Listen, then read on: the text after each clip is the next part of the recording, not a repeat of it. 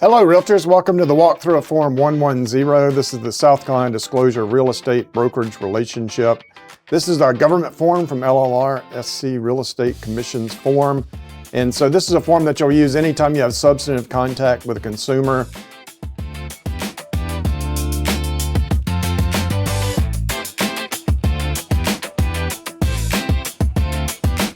As a professional, you need to be careful when you're talking to folks about real estate. So if you're just talking about weather, their family, that's fine. But as soon as you cross over into talking about the real estate needs, this form needs to come into use per license law.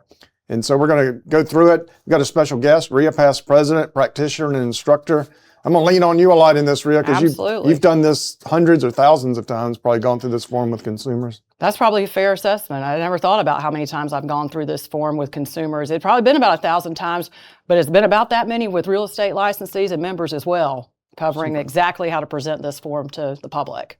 Fantastic. And then you go through this form and you explain it, you give them a copy, and you're talking about your brokerage. So depending on what your brokerage offers, your brokerage might offer single agency, may or may not offer dual agency, may or may not offer a designated agency, may or not offer like formal exclusive right to buy or sell like transaction brokerage. So check with your broker in charge when you're going through this.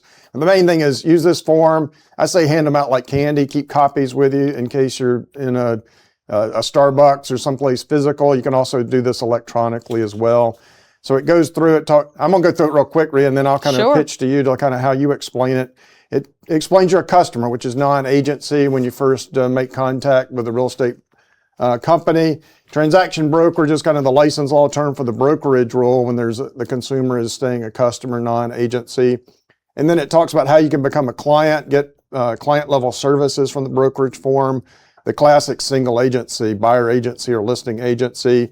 And then if the brokerage has the listing and the buyer client, seller client, buyer client, they can go into dual agency pre-offer. And some brokerages can offer even designated agency where the broker in charge is a dual agent but can appoint two associated licensees, one to kind of act as a single agent for the seller and one to kind of act as a single agent for the buyer. And then it explains to the consumer it's their choice, and then they sign it. This form has really helped out, Reah, on the hotline. A lot of times we get calls from people in, resort areas like the lakes where you work or at the coast where you've got consumers, maybe they're on vacation or they're looking at retirement, years down the road, and they're reticent to sign a full-on exclusive right to buy and bind themselves to the licensee for 6 months or for a year. But so this form helps a lot. This form helps under the settlement with that because you had to have some sort of written document to be able to show properties. So the Real Estate Commission worked with us to help make this. It has the settlement language about commissions aren't set by law and negotiable, and it's a $0 kind of document you could use to show properties with a buyer that's reticent. If you have the listing, you show it as representing the seller. But if you didn't have the listing in your brokerage, this enables people to be able to show properties, those buyers that won't sign. But I'll kind of flip it to you, Reah. What do you talk about when you go through this form? So that was a great attorney sounding legal definition of exactly how this form reads. From practical practice, from the licensed competent professional in the transaction, you must present this at first substantive contact. I feel like a lot of licensees, a lot of our members kind of run this as an afterthought in a passive forms through DocuSign, through a digital signer without that meaningful discussion on agency. You're right, as you're sitting with a seller client at first substantive contact, when you're discussing if you're going to actually list their home, talking about your selling service, this comes first. Explaining what their position is with you in that moment, which is customer. They don't become your client until they have signed a representation agreement, giving them that meaningful discussion on agency up front. Not only is a requirement of 4057 your license law that which you practice under, it also makes you the professional, right? When you sit down at the kitchen table with a seller and they've never seen this form before from the other licensees that they've interviewed, if you start on, I know what the law says and I know what the requirements are, you've set yourself apart as a professional by going over this form with them and helping them understand what the agency options are that are offered within your firm. Again, just like you said, your broker in charge is going to set the tone for what your mode of practice is through your office policy around what type of agency agreements and situations that you're willing to work with, you are able to take a seller through that and help them understand what this document is before you go on to the next document. And it must be meaningful. It can't be, this is a 3-pager that you need to sign at the bottom. You've got to discuss what the agency options are, help them understand they are a customer of the firm until they become upgraded to a client if they see fit and you see fit that they're going to work together. Now, I think it's important from a buyer side of the transaction that South Carolina licensees and South Carolina Realtor members understand the ways in which this form can be utilized to meet the settlement requirements. That we all know the requirement is to work with a written agreement per the settlement. If you think about your practice of real estate as a Venn diagram, where you've got your license law as one circle, code of ethics as another circle, and then the third circle being the NAR settlement, you better be right down the middle of that Venn diagram. This form helps you to work with a buyer by staying right down the middle of it. The settlement requires you to work with a written agreement. The 110 disclosure of brokerage relationships is not an agreement, but it is an acknowledgement. So when I'm in the classroom instructing, a lot of times you'll hear me say, in South Carolina, we have a written acknowledgement that we utilize to meet the requirements of the settlement. Explaining to a buyer what their position is with you at the moment, which is customer. Using this form, you may take buyer customers into homes for sale and be safe within the umbrella of what is required of you by the NAR settlement agreement. What does this form not do? It does not secure your money. And it says so right there in the middle of page 3 in bold letters that this does not form any type of agreement, and it does not form any type of agreement around what your fee for service may be. All right, Reah, let me jump in real quick. Let's say, for an example, I come up to Lake Kiowee and I'm just up there for a week. I'm not ready to buy yet. I don't want to commit to a buyer agent. And I come to your office, I see a sign on one of the properties, and I walk in, I'm like, hey, I'm Byron King. I'm interested in looking at some houses around the lake this weekend. How do you talk to a customer at that point?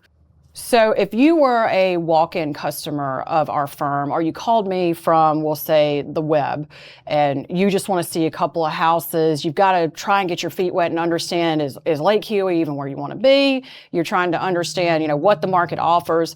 The tool that I would use to facilitate customer service with you as a buyer customer is present to you the Form 110 Disclosure of Brokerage Relationships at that first substantive contact. If you're a walk-in to my office, substantive contact's happening immediately.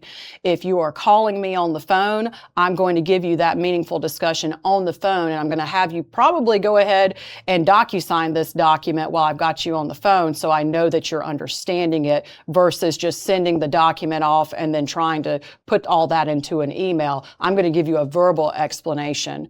So what I would be saying to a member of the public, a consumer, is that right now, Mr. Consumer Buyer, you are a customer of the firm. You can see that clearly on page 1 of this 3-page document. What you will get from me is basic duties and basic services. I'm going to work as your tour guide around Kiowee.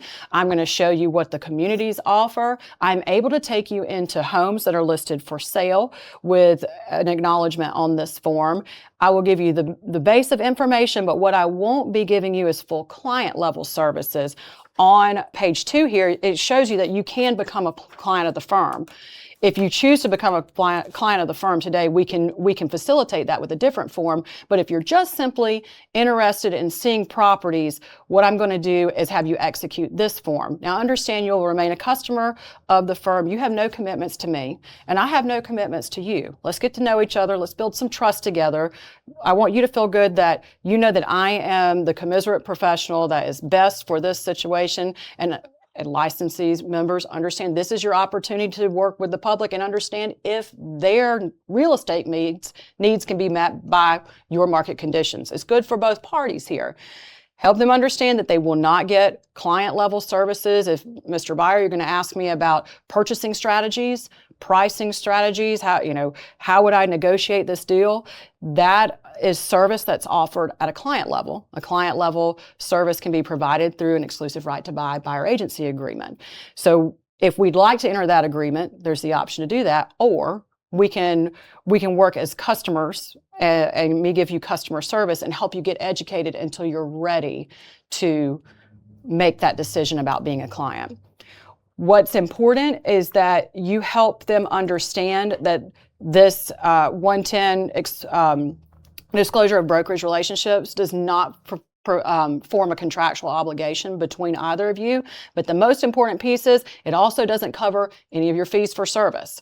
The way that I explain it to buyer customers that were to come to me, at first substantive contact, is that our services through our firm are offered at a fee, and the fee for working with buyer as a buyer agent is X. The fee for working with a seller is X. And at this point in time, there are no fees owed, but understand that as we get more serious about making the purchase, that we will enter another agreement where we discuss the obligations of what my fee is, what my services, what the value for those services are, and the ways in which I can help negotiate those fees for service into the contract, into the negotiation of the home that you ultimately purchase. So from a quick perspective, that gives us the ability, Mr. Buyer, to jump in the car, get on the road, and go tour these homes at Kiowa with a very limited commitment to me. You're able to continue to shop the other lakes, Lake Hartwell, Lake Norman. From there, you've got no commitments to me, or going down the road to Clemson, to Greenville, wherever you may be. This is my ability to give you the basics of customer service. It gives you, the licensee, and the realtor member that is charged with following the settlement, the ability to meet the settlement requirement by having both your own acknowledgement as the licensed competent professional in the transaction and the acknowledgement of the customer that is receiving this explanation. Not only did you meet the settlement, everybody has to meet 4057-370 is right here on the front page of this acknowledgement. That is your requirement that you are charged with upon first substantive contact, is to give them a meaningful discussion on agency. It is to present this form. And as a realtor member, you should also ask for their acknowledgement of this form. The Real Estate Commission cannot force a member of the public to sign any of this.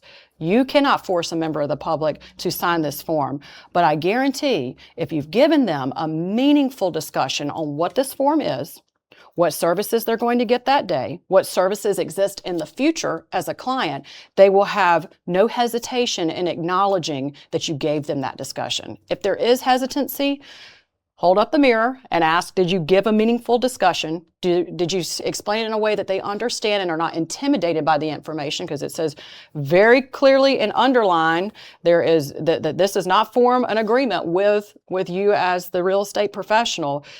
Make sure that they understand that. And if a member of the public just doubles down and says, I'm not signing anything today, I don't want to sign anything, and I want you to take me into homes, that's what I want you to do for me today. If you're a realtor member, you've opened yourself up to extreme risk. You have stepped outside of the warm hug of the settlement that keeps you safe in practice by not having a written acknowledgement of what the fee, that there are fees for service, and you've also stepped outside, if you've not given that meaningful discussion on agency, what 4057-370 requires you to do as a real estate licensee.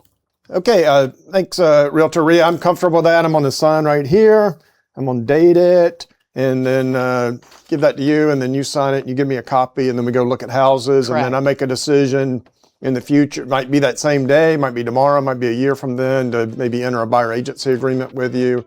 If you have the listing, maybe we have to go into dual agency or designated agency. So thank you for that explanation on the Form 110. And Realtors, if you have any questions, please call the legal hotline at 803-772-5206. Thank you.